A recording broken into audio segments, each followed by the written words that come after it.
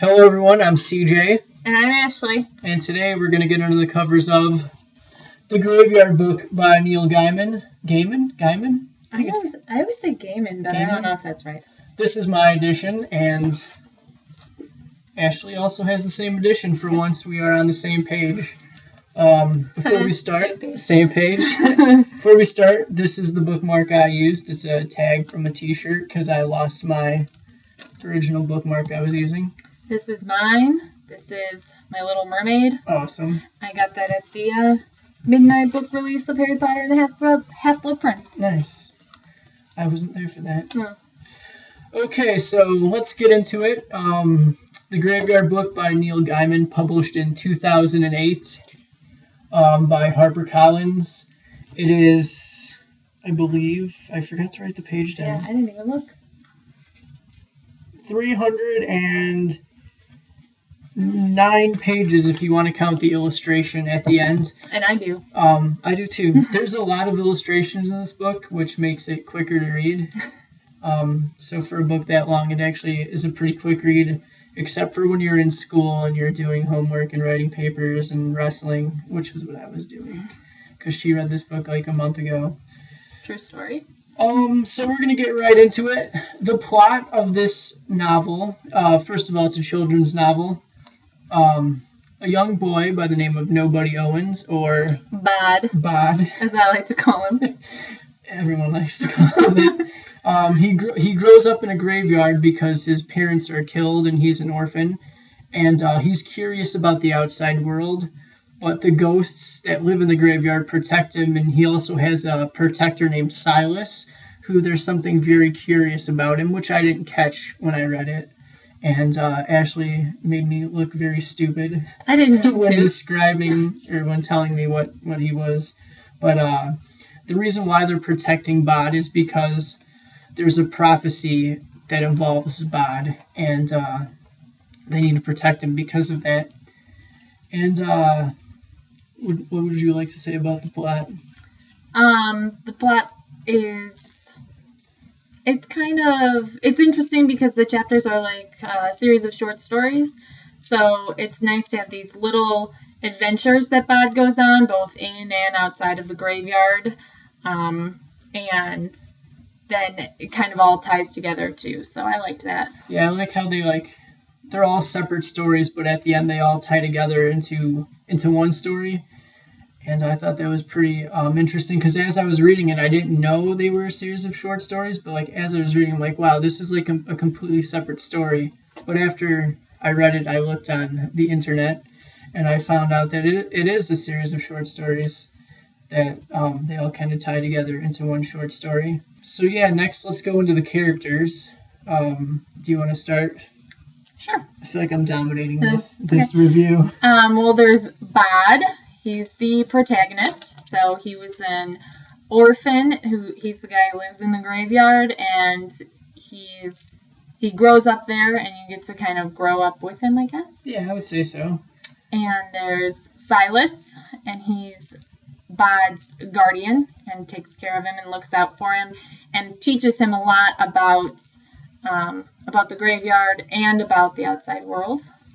And then there's Scarlet. Scarlet is a girl that Bod meets in the graveyard when he's younger, and then she comes back later on in the, I want to say novel, but I guess it's not really a novel. I think it's still a novel. I guess it's a novel. Yeah, we'll call it a novel. In the story. And he befriends her, and she's kind of curious about Bod because they meet in a graveyard, and they meet again in a graveyard. So there's kind of a friendship between them there. And then there's the man Jack, and then he is the antagonist, I would say. He's the baddie. He's the baddie.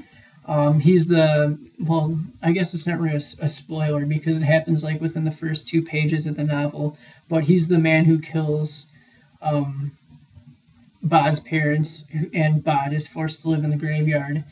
And there's a unique twist at the end involving the man Jack, and we were both oh like our minds were blown. Yeah. And then there's the witch, Liza Hempstock, and she comes in midway through through the novel, and she's kind of like the character in the book that's like everyone's like, oh, you should stay away from her because she's no good, and then there's kind of a twist involved with her, and he kind of befriends her, and I'm not going to spoil too much about that, but then like all these characters are involved somehow, like in the different chapters and stories in the novel. So it's they're very well written too. Each character, I think, has their own voice and their own like style. All right, next we'll get into the narration, and like we said, it's a series of short stories that are tied together, and I think they're more tied together. Like near the end, you can see each story strand start to come together and kind of make a knot. Definitely. Do you want to talk about the descriptions and all of that? Yeah, I thought the book it had a good descriptions. It was like you definitely could get the feel of a place, and not just the way it looked, but the feel of it, but without being cumbersome to read, right. Which is especially good when it's children's novel. Especially because it's for kids. Yeah. You mentioned this, but I'm going to talk about it because I really didn't realize it until you started talking about it the other day. There are a lot of parallels between the Graveyard Book and Harry Potter. We're not going to go into them because, spoilers. Mm-hmm. And so if you read it, you'll find out for yourself. But there were a lot of similarities between this and Harry Potter. But then again, I think there are a lot of similarities between Harry Potter and a lot of other things yes, definitely, too. Definitely. Because the theme of being an orphan, we talked about how it's a common thing in a lot of children's literature, because a kid will go on all these adventures, and if they have parents, their parents will worry about it. And if you're an orphan, no one really worries about an orphan, which is sad to say, but it's a good plot device, I guess you could say. Definitely. And you could talk about the last one if you want, if you can read my handwriting. The characters were very well. Seems a little older for his age. The characters were very well written. Like CJ had said, that everyone seemed to have their own voice, so it wasn't like everyone was the same. You definitely got a feel for each person and their individual personalities and quirks. The only complaint that I had was that Bod seemed a lot older than his age in a couple of points in the book, where he was doing things where I was like, a 4-year-old boy wouldn't quite be doing that, or an 8-year-old boy probably wouldn't figure that out. But overall, I thought it was pretty good.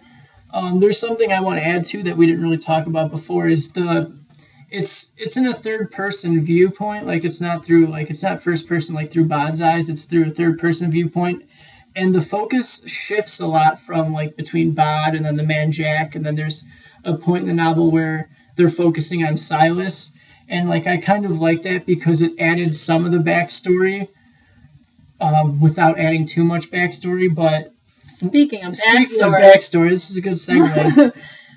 You can go ahead. There was not that much there was some, but there were a lot of things where you're like, we want to learn more about that. Like, tell me more about this thing, or this situation, or this place, or the prophecy. Like, why was this prophecy so important? Why were Bod's parents so important? Like, there was some stuff that I felt were left out.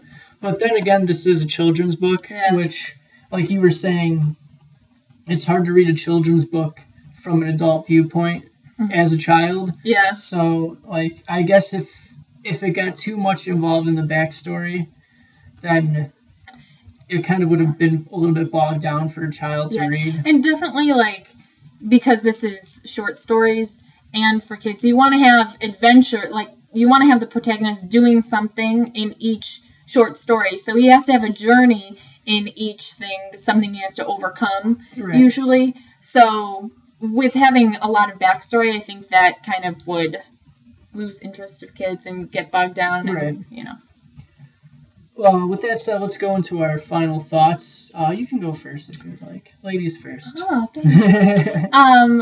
Overall, I liked it. I said that I told you that I liked it. I definitely enjoyed reading it. I just wasn't super excited when I was done. So, but I liked the descriptions. There's a couple of passages that I really liked the way they were written. and the way they explain things. I like that. I really was left wanting more to know more about the backstory. That's probably my biggest complaint. Yeah, I'd say so too. I'd say that my biggest complaint would be the lack of backstory, and I enjoyed that this is it's called the Graveyard Book, so you're expecting to read ghost stories, and like a kid like would be scared of ghost stories, like hearing ghost stories. It's like the common theme is like being afraid when you're listening to a ghost story, like cuddle under your blanket. But Neil Gaiman did a great job of showing that it's okay. It's death is okay. Like eventually we're all gonna die, and it's okay to accept it and to not be scared of it. And it's kind of a different twist on the ghost story, and yeah. I really enjoyed that. Yeah, I definitely appreciated that myself. But I also would have enjoyed some more backstory. Okay, anyways, let's get into our final ratings. I'll go first. I give The Graveyard Book by Neil Gaiman a 4 out of 5. And I also gave it a 4 out of 5. So if we add those up, 8 out of 10. Yeah. Once again, finally not a 3.5. Finally not a 3.5, but we still both gave the same review. Yeah. But once again, we both give The Graveyard Book by Neil Gaiman 4 out of 5s. 4 out of 5s. So yeah, there you go. Thanks for getting under the covers with us, and we'll see you next time. Say bye. Bye.